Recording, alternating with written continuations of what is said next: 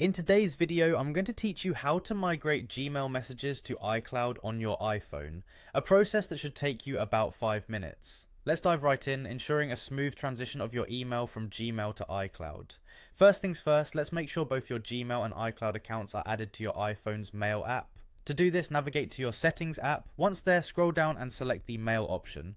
Under Mail, select Accounts. Now, if you haven't already added them, this is where you can add both your Gmail and iCloud accounts.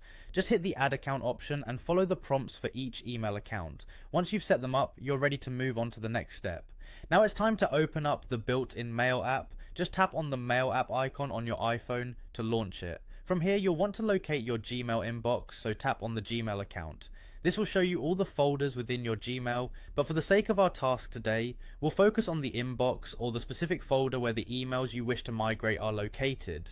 Once you're in your Gmail inbox or within the desired folder, you can start the process of selecting the emails you want to move over to iCloud. In the upper right corner of your screen, there's a select option, so go ahead and tap it. This turns your inbox into a selectable list. Now carefully go down the list and choose the emails you wish to migrate by tapping each one. Once you've selected all the desired emails, look towards the bottom of your screen for the Move option.